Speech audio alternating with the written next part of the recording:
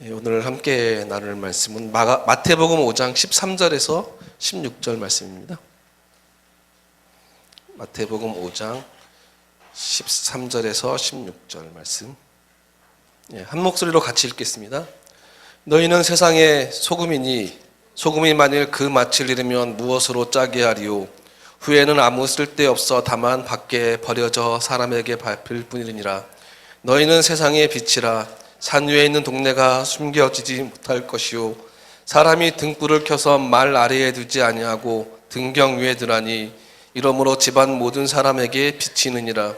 이같이 너희 빛이 사람 앞에 비치게 하여 그들로 너희 착한 행실을 보고 하늘에 계신 너희 아버지께 영광을 돌리게 하라. 아멘. 외톨이인 한 청년이 있었습니다.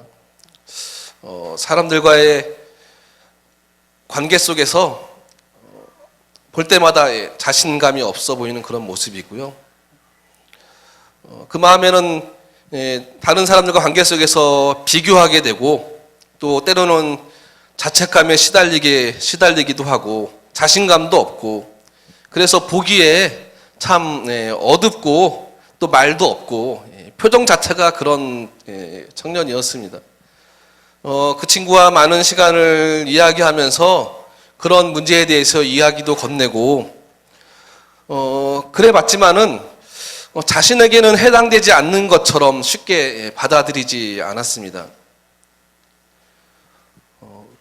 광고 영업을 하는 제 지인이 있습니다. 반강제로 직장을 그만두게 됐고 그래서 경제적인 면을 포함해서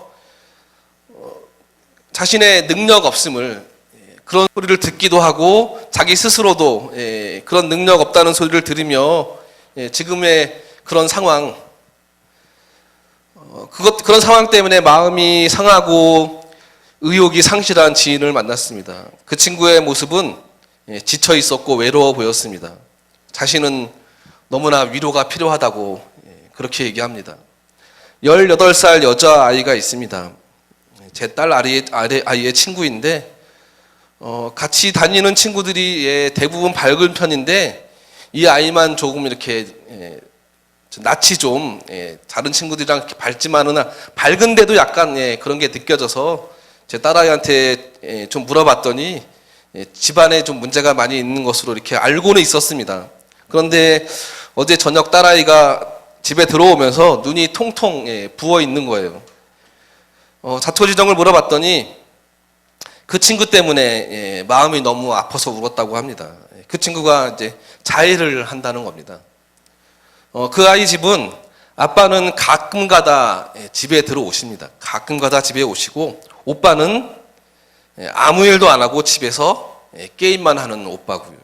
엄마는 정신지체인 이모와 같이 사는데 그 한 집에 이모와 같이 사는 거죠. 정신지체인 이모를 돌보느라 오전에만 잠깐 청소하는 일을 하고 그 아이는 학교 다니면서 알바도 해야 하고 또 이모도 돌봐야 하고 참 18살 여자아이가 감당하기에는 삶이 너무나 어쩌면 그 아이에게는 고통일 수가 있을 것 같습니다.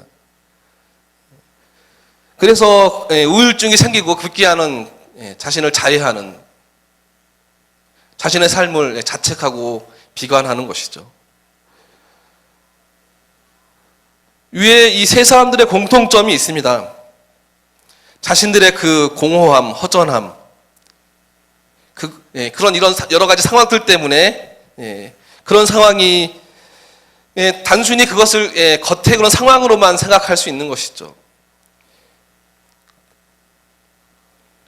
그것은 그 공통점이 무엇이냐면 바로 자기 자신에 대한 이해 부족, 자기 자신에 대한 자신이 누구인지 자기 자신에 대한 이해 부족에서 나오는 자기 비하나 열등감이나 자책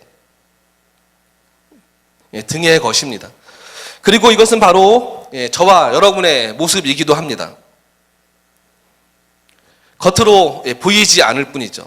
성경에는 겉으로 전혀 그렇지 않으면서 내면적으로 바로 위에 같은 극심한 그런 결핍에 시달렸던 한 인생이 소개되어 있습니다. 바로 요한복음 3장에 나오는 니고데모라는 사람입니다. 요한복음 3장 1절에 그를 이렇게 얘기하고 있습니다. 바리새인 중에 니고데모라는 사람이 있으니 유대인의 지도자라. 그가 밤에 예수께 와서 이르되. 그는 누가 봐도 참 괜찮은 사람이었습니다. 사회적으로 인정도 받고 누가 봐도 부러워할 만한 성취를 이룬 사람입니다. 그러나 그의 영혼은 그 누구에도 말할 수 없는 갈급함과 허전함과 그러한 공허함에 시달렸던 것 같습니다. 그러니까 사람들이 다니지 않는 그 밤에 몰래 예수님을 찾아왔던 것이겠죠. 누구에게도 보이고 싶지 않았지만 그러나 그 갈급함을 채울 수 있는 무언가를 찾아 예수님을 그는 찾아서 오지 않고서는 도저히 견딜 수 없었던 것입니다. 그에게는 지금 미래에 대한 어떤 소망이나 바람보다는 지금 당장 이 허전함을 채워줄 수 있는 그 무엇이 그에게는 필요했던 것입니다. 사랑하는 여러분, 이러한 허전함은 거의 자신에 대한 진정한 이해의 부족에서 나온다고 생각됩니다. 내가 누구이며 내가 무엇을 위해 존재하는지를 알지 못하는 그 결과의 모습이라는 것입니다. 그래서 대부분의 사람들은 그 결핍과 허전함을 어떤 외적 성취와 소유로 그것을 채우려고 합니다. 외적 성공으로 그것이 명예가 되고 돈이 되고 그런 외적인 과시와 자기 자랑을 통해서 일시적으로 만족을 얻을 수 있을 것처럼 그렇게 채우려고 합니다. 보여지는 것을 위해서 달려만 갑니다. 그런데 여러분, 그것이 뜻대로 되지 않습니다. 노력한다고 되나요? 대부분은 그렇지 않습니다. 그게 안 되니까 더 소유에 집착하게 되고 더 그것을 과시하려고 하고, 그래서 그 반대급부로 열등감, 자기를 비하하게 되고 자기를 자책하게 되고 그런 현상으로 나타나게 되는 것이죠. 그러나 그것으로는 아무리 애를 써도 채워지지 않는 것이 있습니다. 그래서 계속되는 허전함과 결핍 속에 머물고 있는 것입니다. 그런데 오늘 예수님께서는 그런 우리에게 너무나 놀라운 선언과 선포를 하고 있습니다. 그것은 바로 오늘 본문 마태복음 5장 13절에서 16절 말씀. 그 선언이 무엇입니까? 너희는 세상의 소금이다. 너희는 세상의 빛이다.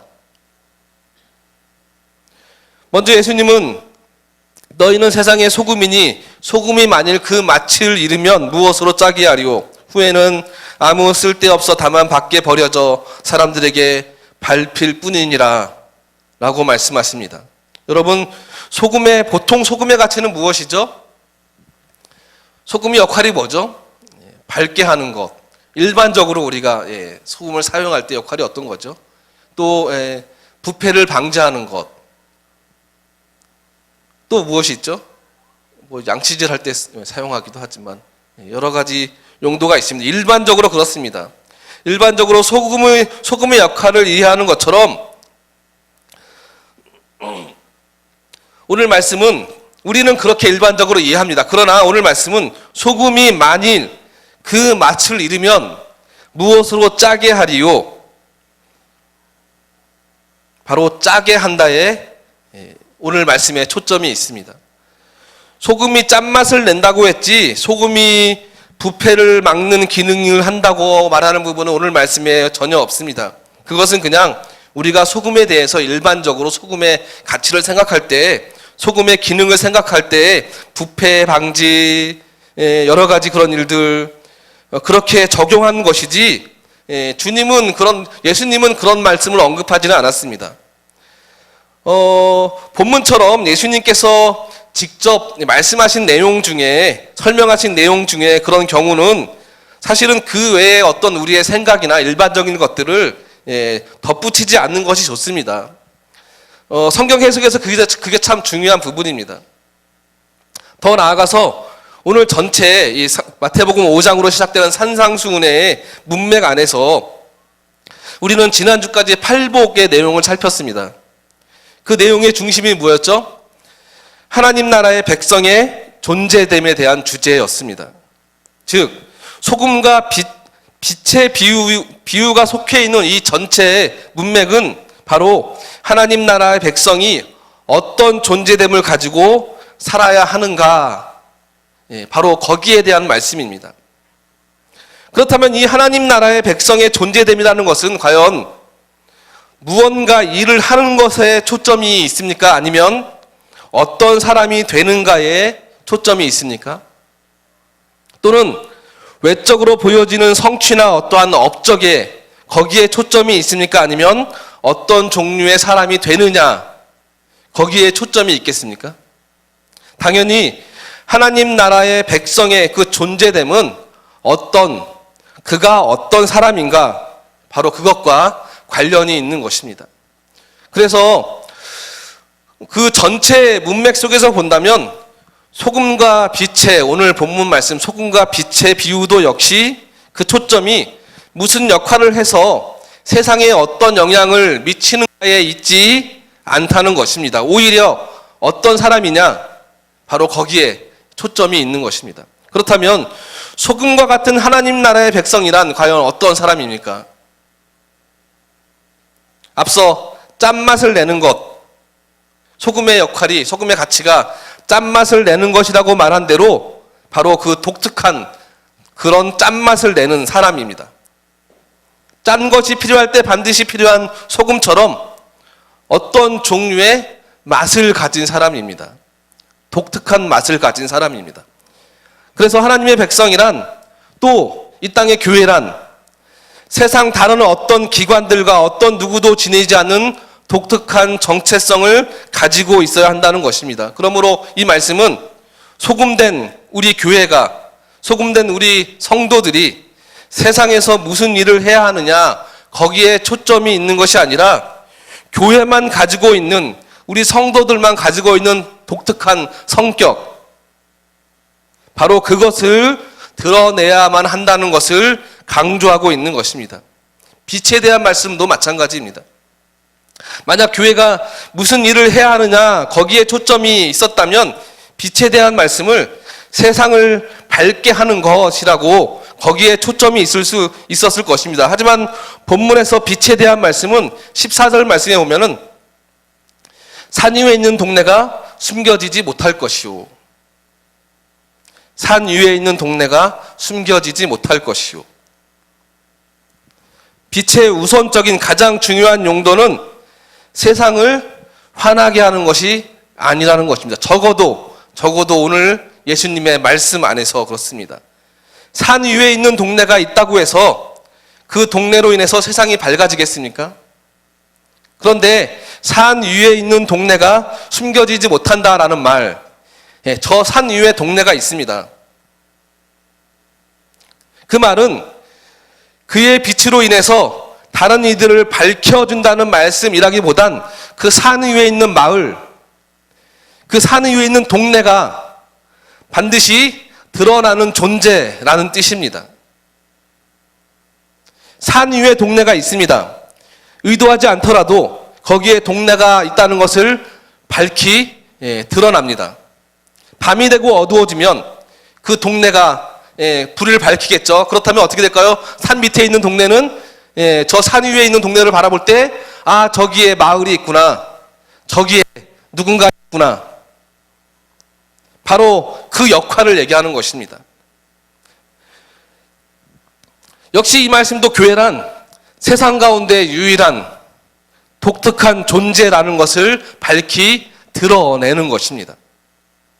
그렇다면 예수님께서 오늘 이 말씀을 통해서 우리에게 의도하시는 것은 너무나 명백합니다. 예수 믿는 사람들은 세상에서 소금처럼 독특한 맛을 내는 존재들이며 빛처럼 자신을 숨길 수 없는 존재들이라는 것입니다. 다시 말하면 우리가 세상의 소금과 빛이라는 이 주님의 말씀은 앞으로 우리가 어떻게 해야 하며 어떻게 살아야 하는 문제 이전에 지금 우리가 어떤 존재로 변화되어서 어떤 존재됨으로 살아가고 있는지를 확인시키는 그런 내용이라는 것입니다. 15절, 16절도 마찬가지입니다. 사람이 등불을 켜서 말 아래에 두지 않냐고. 말통이 뭔지 아시죠? 이런 한 말을 담을 수 있는 일종의 들통 같은 거죠.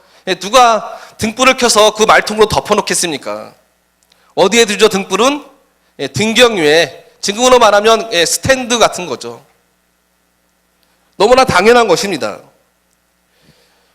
왜 등경 위에 둡니까? 16절이 그 답이죠. 이러므로 집안 모든 사람에게 비추느니라. 원어를 보면 이 구절은 정말 우리가 앞에서 말한 대로 교회의 사명이 세상을 밝게 하는 데 있지 않다는 것을 보여줍니다. 교회의 사명이 교회가 세상을 밝히지 못한다 이런 내용이 아니죠. 그 이전에 우리가 어떠해야 되는지를 먼저 얘기하는 것입니다. 15절을 보면은 사람에게라고 되어 있습니다. 문법적으로 말하자면 목적격이 아니라 역격이라고 합니다. 뭐뭐에, 즉 사람을 비춘다는 거기에 목적이 있는 것, 목적격이 아니라 사람을 비추는 것이 아닙니다. 사람에게 비춰지는 것입니다. 그리고 이 비춰진다는 말은 좀 더 정확하게 읽으면 빛이 난다, 찬란하게 빛난다라는 뜻입니다. 그래서 이 말씀의 뜻은 빛이 세상을 밝게 한다라기보다는 빛은 세상에서 찬란하게 빛이 난다, 그런 뜻입니다. 빛의 역할을 말하고 있는 것이 아니라 빛의 속성, 빛의 존재됨을 지금 말하고 있는 것입니다. 그러기에 빛에 대한 가르침 또한 교회가 세상 속에서 드러나는 그런 존재됨, 교회밖에 없는 독특한 그 속성에 대해서 가르치고 있는 그런 말씀입니다. 16절 말씀도 마찬가지죠. 너희 빛을 사람 앞에 비추게 하여. 이 말씀을 좀 더 직설적으로 표현하자면 너희 빛을 사람의 눈앞에서 빛나게 하라. 마찬가지로 그 대상을 비추는 것 자체의 목적이 있지 않습니다. 우리가 빛을 가지고 있어서 그것이 사람들에게 드러나게 되도록 빛이 나게 하라는 데 예수님의 말씀에 목적이 있는 것입니다. 그래서 그들이 이 빛을 보고 하늘에 계신 아버지께 영광을 돌리는 것입니다. 이 말씀 역시 세상을 변화시키는 것이 본문의 초점이 아닙니다. 교회는 빛나는 존재라는 것, 독특한 존재라는 것에 초점이 있는 그런 말씀입니다. 사랑하는 여러분, 이 말씀을 보면서 무슨 생각이 드십니까? 교회의 교회됨이란 교회가 외부적으로 얼마나 많은 일을 하느냐에 달려있지 않습니다. 오히려 교회의 교회됨은 그 교회가 어떤 정체성을 가지고 있느냐, 어떤 맛을 유지하고 있느냐, 바로 거기에 그 교회의 교회됨이 있다는 것입니다. 우리 그리스도인들이 바로 그것을 잘했다면, 교회가 이것을 정말 잘했다면 교회가 뭐 대단한 일을 하지 않아도 사실 본문처럼 교회는 하나님의 영광을 드러내는, 그렇게 드러낸다고 하나님께 칭찬을 받았을 것입니다. 교회가 지금처럼 세상 사람들에게 지탄을 받고 있는 이유가 무엇입니까? 우리가 세상에 무언가 덜 베풀어서입니까? 구제를 안 해서입니까? 어제 날짜 JTBC 손석희가 진행하는 뉴스죠. 손석희의 앵커 브리핑 메인 타이틀이 혹시 뭔지 기억나십니까? 무너진 교회를 일으키는 게 우선이다. 그게 일반 세상의 뉴스의 주제 타이틀이 그거였습니다. 무너진 교회를 일으키는 게 우선이다. 세상이 교회를 걱정하는 시대죠. 이원영 목사님이란 분이 한 말인데, 일제시대 때 그 시대의 흐름, 신사참배, 그 신사참배를 거무하면서 온갖 어려움과 고문을 당하신 분입니다. 해방 후에 많은 정치인들이 그를 찾아가서 정치를 권유했지만 그분의 대답이 바로 지금은 신사참배로 무너진 교회를 일으키는 게 우선이다. 바로 그분의 대답이었습니다. 그렇다면 여러분, 교회가 세상의 욕을 먹는 이유가 세상에 무엇인가를 덜 해서입니까? 그렇지 않습니다. 교회의 사명은 그 존재됨이 빚어진 것의 결과물로 나와야지 사명이 앞장서는 것이 사실은 아닙니다. 그런데 한국 교회는 일을 많이 하려는 교회들입니다. 가시적 성과를 내야 합니다. 하지만 그 결과가 어떤 일로 일어납니까? 교회가 일을 안 해서 이 지경까지 됐겠습니까? 여러분, 교회가 짠맛을 갖고 있으면 소금이 필요한 사람들은 반드시 교회로 오게 될 것입니다. 교회가 빛나고 있으면 빛이 필요한 사람이 저 멀리서도 그 빛을 보고 교회로 찾아오게 될 것입니다. 하지만 교회가 짜지 않고 그저 일만 벌이고 그저 사람들에게 어쩌면 이기적인 집단이 되어버렸습니다. 여러분, 이 얼마나 안타깝고 분노할 일입니까? 그렇다면 오늘 말씀을 통해서 확인하게 되는 그 원인이 무엇이겠습니까? 그 독특한 맛을 잃어버렸던지, 아니면 드러내지 않고 스스로 숨기고 있던지, 아니면 애초에 가지고 있지 않던지. 그리스도인 개인에 관한 것이죠. 아예 그 속성을 가지고 있지 않다면 그럴 수 있습니다. 그렇다면 구체적으로 무엇이 그 독특한 맛이고 독특한 기능입니까? 앞에서 우리가 확인한 이 팔복의 특별한 성품들과 바로 그것에서 나올 수밖에 없는 삶의 모습이 바로 그것입니다. 예수를 믿는 사람들은 하나님 앞에 회개하고 예수를 믿을 때 바로 성령으로부터 바로 이와 같은 독특한 성품을 하늘로부터 받게 됩니다. 그것이 에베소서 1장 3절의 말씀이죠. 그리스도 안에서 하늘에 속한 모든 신령한 복을 받은 사람들이라고 표현하고 있습니다. 어떤 복입니까? 그것이 우리가 함께 나눴었죠. 그 복이 어떤 복입니까? 마음이 가난한 복, 애통하는 복, 온유한 복, 의에 주리고 목마른 복, 긍휼히 여기는 복, 화평케 하는 복. 그런데 이 복은 세상적인 어떤 복의 성취와 소유와 자기 과시의 눈으로는 아무리 봐도 복으로 보이지 않는 그런 복입니다. 오직 성령이 우리의 눈에 덮인 그런 우리의 욕심의, 우리 욕망의 비늘을 벗겨주실 때만 선명하게 볼 수 있는 그런 영적이고 내적인 복입니다. 사랑하는 여러분, 우리가 누구입니까? 오늘 우리를 누구라고 말씀하시죠? 우리는 이 땅의 세상의 빛과 소금입니다. 다른 말로 얘기하면 우리 축복의 통로 많이 얘기하죠. 우리가 그리스도 안에서 받은 이 내면적인 복을 가지고 이 복을 나누어 주고 흘려 보내주는 그런 삶을 살아갈 때 그런 우리의 존재 자체가 세상의 소금이고 빛이라고 주님은 오늘 우리에게 선포하고 계십니다. 우리 축복의 통로 찬양 요즘은 잘 안 부르는데 당신은 부르고 싶었는데 분위기가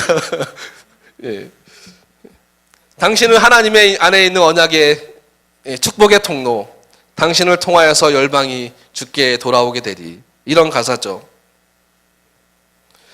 우리는 이 축복의 통로라는 이런 노래를 부르면 어떤 그림이 여러분 생각이 나십니까?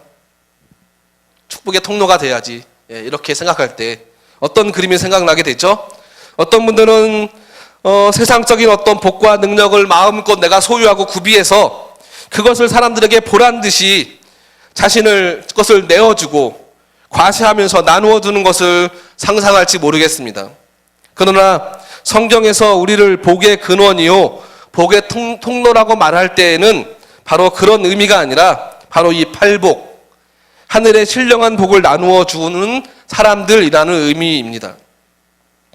이것은 우리가 세상의 어떤 조건들을 얼마나 구비했느냐에 상관없이 예수 그리스도를 믿는 순간부터 바로 할 수 있으며 누구에게나 나누어 줄 수 있는 그런 복입니다.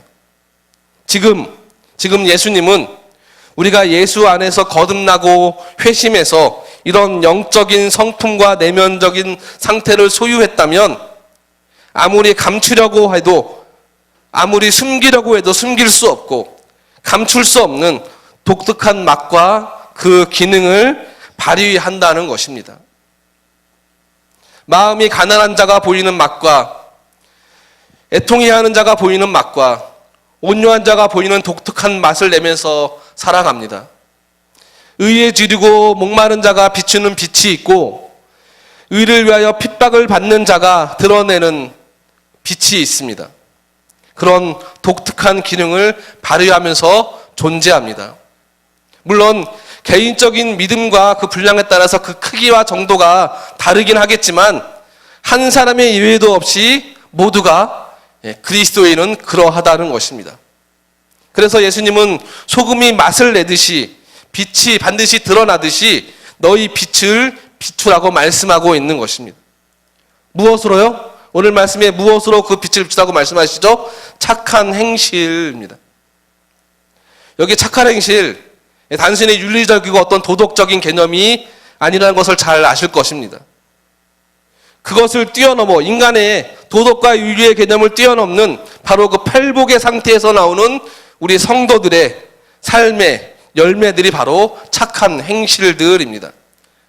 가난한 마음으로 하나님을 의지하는 것, 갈급함으로, 애통함으로 주님을 의지하고 죄를 미워하고 그 죄에 애통하며 결코 그 세상과 세상의 죄와 타협하지 않는 삶, 착한 행실입니다. 누군가를 하나님이 주신 그 평안으로 화평케 하는 자, 온유한 마음으로 하나님의 말씀에 절대적으로 순종하는 삶, 긍휼히 여기는 마음으로 다른 사람을 불쌍히 여기며 그런 삶의 열매를 가지고 사는 삶, 착한 행실입니다. 의를 위해서 핍박을 받고 타협하지 않고 그리스도인의 증인으로 살기에 기꺼이 그 일을 위해서 자신의 손해를 감수하며 하나님을 사모하며 예배하는 것, 착한 행실입니다. 그런 갈급한 심령으로 말씀을 듣고 묵상하며 하나님 앞에 오늘과 같이 갈급함으로 기도함으로 나오는 것 역시 착한 행실입니다. 마지막으로 그렇다면 우리가 소금과 빛이라는 그 존재됨의 궁극적인 목적이 있는데 그것이 무엇이겠습니까? 오늘 본문 13절, 14절 말씀을 보면 우리말로는 소금을 설명할 때 한번 보실까요? 물 좀 잠깐 먹겠습니다.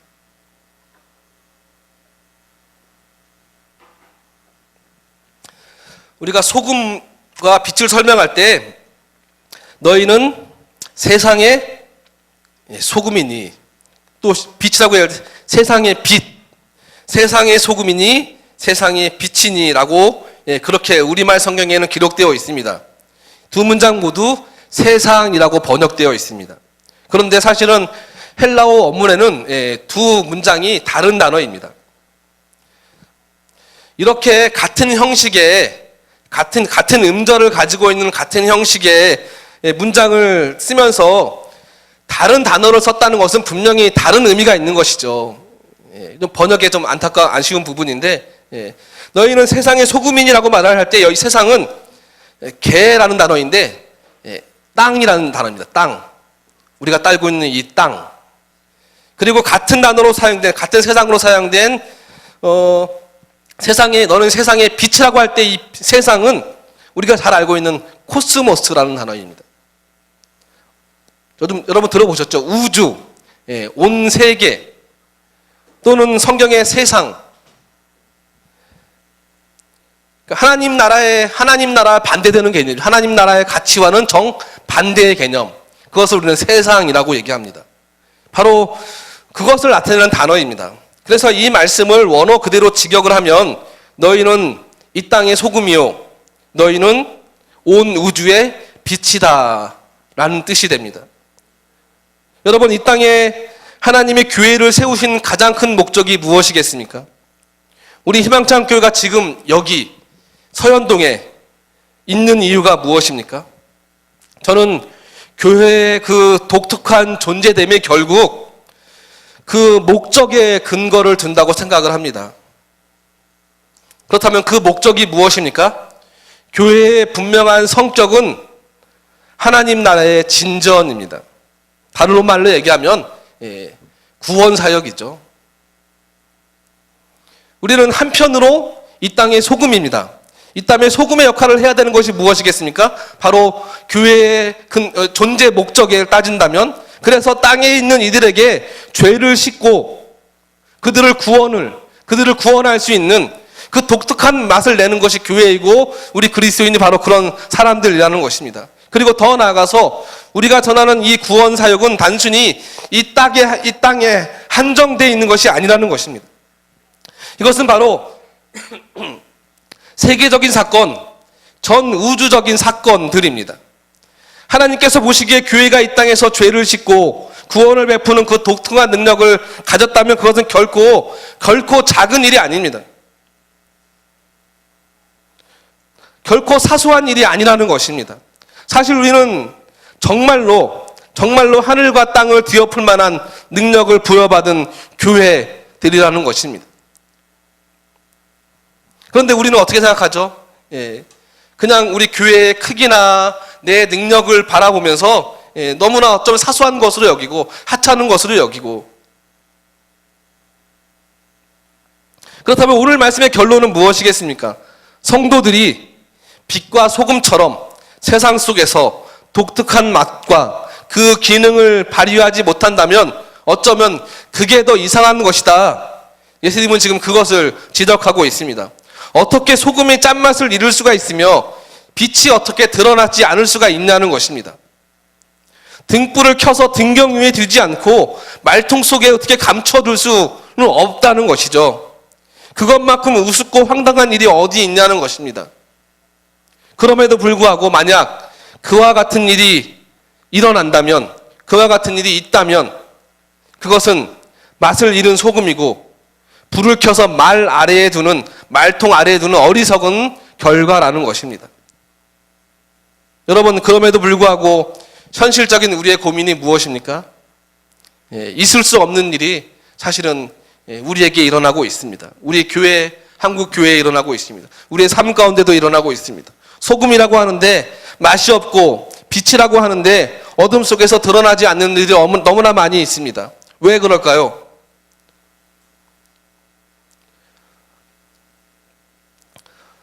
하나는 성도들이 자기 자신에 대한 이해가 부족하니까 인생의 결핍과 공허함을 무엇으로 채우려고 하죠? 소유와 집착과 자기 자신을 드러내는 것으로 채우려고 살아갑니다. 그것을 위해 달려갑니다.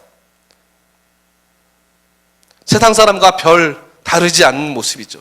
그래서 세상을 우리의 독특한 존재됨을 드러내고 펼쳐내는 무대라고 여기지 않고 자신의 소유와 자신의 집착, 자신의 성취를 과시하고 드러내는 그러한 삶의 터전으로 여기는 것이죠. 빛과 어둠이 공존하지 못하듯이 세상과 성도는 사실 하나 되지 못할 부분이 너무나 많이 있습니다. 그럼에도 불구하고 그렇게 살면 이 세상에서 빛의 모습으로 또 소금의 모습으로 살아가면 너무 많은 것을 손해봐야 되고 양보해야 되는 것이 너무나 많습니다. 그래서 애써 그 빛을 감추고 살아가는 것이죠. 소금의 맛을 안 내고 살아가는 것입니다. 두 번째는 자기 희생과 자기 죽음을 거부하기 때문입니다. 소금이 맛을 내기 위해서는 자신이 녹아져야 합니다. 빛을 드러내기 위해서는 자신이 타서 없어져야만 합니다. 즉 자기 희생과 자기 죽음이 있어야 한다는 것이죠. 그리스도인은 자기 희생과 자기 죽음이라는 그 십자가의 길, 예수께서는 자기 십자가를 지라고 우리에게 말씀하셨듯이 바로 그 십자가의 길로 부름받은 사람들입니다. 그런데 우리는 우리의 그 존재됨을 우리의 성공과 우리의 성취와 우리의 소유 가치로 그 존재됨이 둔갑될 때 짠맛을 잃는 소금이 되는 것이고 빛을 스스로 감추어버리는 어리석은 일들이 우리 안에서 일어나게 되는 것이죠. 사랑하는 여러분, 오늘 이 말씀을 통해서 소금과 빛이라는 우리의 본질을 다시 한번 생각하는 시간이 되면 좋겠습니다. 세상은 어둡습니다. 그리고 아마 점점 더 세상은 어두워질 것입니다. 우리가 성도의 본분을 숨기지 않고 살아간다면 우리는 너무나 자연스럽게 그 가운데 빛으로 드러나게 될 것입니다. 소금이 짠맛을 내듯이 성도는 거듭난 자만이 낼 수 있는 독특한 내면과 고귀한 성품이 있다는 것입니다. 그리고 여러분, 그 맛을 잃지 않았으면 좋겠습니다. 우리가 어떤 존재이며 어떤 사람으로 이 세상 가운데서 보냄을 받은 사람인지 기억하면서 세상적인 복에 목마르기 이전에 하나님께서만이 주시는 이 신령한 복들을 흘려보내는 축복의 통로가 되기 원합니다. 그것을 위해서 날마다 우리의 심령을 새롭게 하시는 그 은혜를 구하는 저와 여러분이 되기를 소망합니다. 마지막으로 성경 한 구절을 읽고 말씀을 마치기 원합니다. 베드로전서 2장 9절 말씀입니다. 오늘 이 말씀을 하는 이 시간에, 이때에 베드로도 거기에 있었죠. 너희는 세상의 소금이다. 너희는 세상의 빛이다. 바로 그 당시에는 베드로가 예수님의 이 말씀을 깨닫지 못했습니다. 그런 베드로가 십자가의 은혜와 부활을 경험하고 체험하면서 드디어 그 의미가 무엇인지 깨닫게 되었던 것이죠. 베드로는 자기 자신과 하나님 나라의 백성에 대한 존재됨을 깨닫게 되었던 것입니다. 그리고 자기의 언어로 이렇게 그는 표현했습니다. 너희는 택하신 족속이요 왕같은 제사장들이요 거룩한 나라요 그의 소유된 백성이니 이는 너희를 어두운 데서 불러내어 그의 기이한 빛에 들어가게 하신 이의 아름다운 덕을 선포하게 하려 하심이라. 아멘. 시간 함께 오늘 불렀던 찬양을 함께 찬양했으면 좋겠습니다. 보소서 주님, 나의 마음을 선한 것 하나 없습니다. 하나님께서 그런 우리를, 선한 것 하나 없는 우리를 부르셔서 이 땅에 빛과 소금의 존재됨으로 세워주시고, 그리고 그 하나님의 존재됨을 이 땅에 드러내는 그런 되기를 원하시는 마음으로 오늘 우리에게 너희는 빛과 소금이다라고 말씀하고 있는 것 같습니다.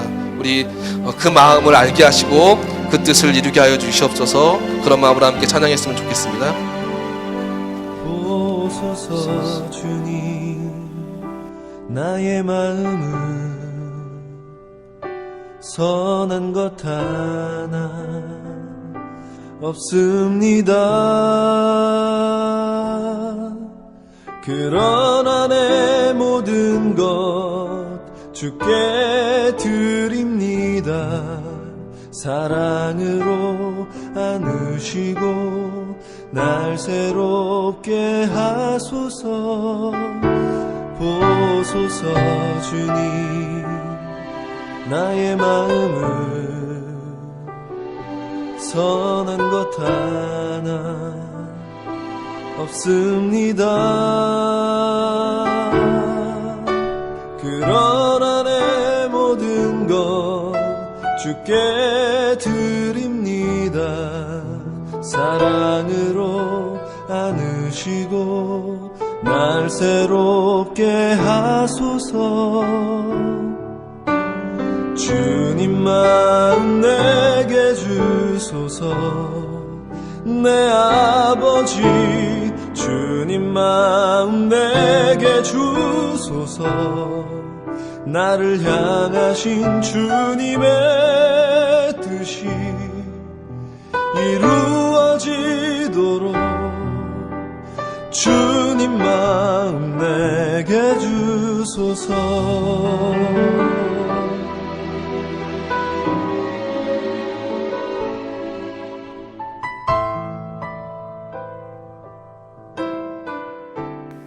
참 사랑이 많으신 우리 아버지 하나님 은혜를 감사합니다.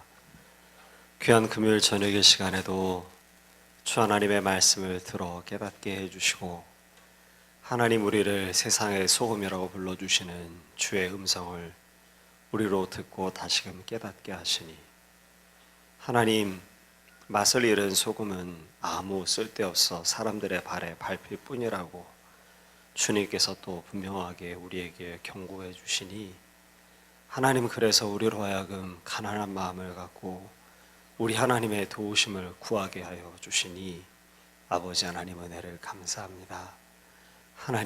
하나님께서 우리를 아무런 조건 없이 너희는 세상의 소금이다, 너희는 세상의 빛이다 말씀해 주셨사오니 하나님, 비록 우리에게는 그런 자격도 능력도 있지 아니하지만 이제 우리 하나님께서 불려주신 그 이름을 따라 그리고 주 하나님의 도우심을 힘입어 하나님 짠맛을 바라고 또 빛을 발할 수 있는 하나님의 사람들, 우리 한 사람 한 사람과 또 교회가 될 수 있도록 아버지 도와주시옵소서. 귀한 저녁의 시간에 우리가 여러 모양으로 하나님 앞에 함께 기도하였습니다. 하나님, 교회의 교회됨을 위해서, 하나님 우리 스스로의 성도됨을 위해서, 하나님 우리 교회의 여름 사역들을 위해서, 선교 단기 선교들을 위해서, 하나님 우리의 영혼 가운데 우리 하나님께서 말씀을 심기워 주기를 위해서, 또 하나님 이 땅의 교회들과 이 나라와 이 민족을 위해서 하나님 앞에 기도했습니다. 하나님, 그런데 주 앞에 기도할 때마다 부끄럽기 짝이 없습니다. 주님, 용서해 주시옵소서. 우리를 불쌍히 여겨주시고, 비록 우리에게 부족한 것들이 너무나도 많고 하나님의 이름에 합당한 모습이기보다는 도리어 그 하나님의 이름을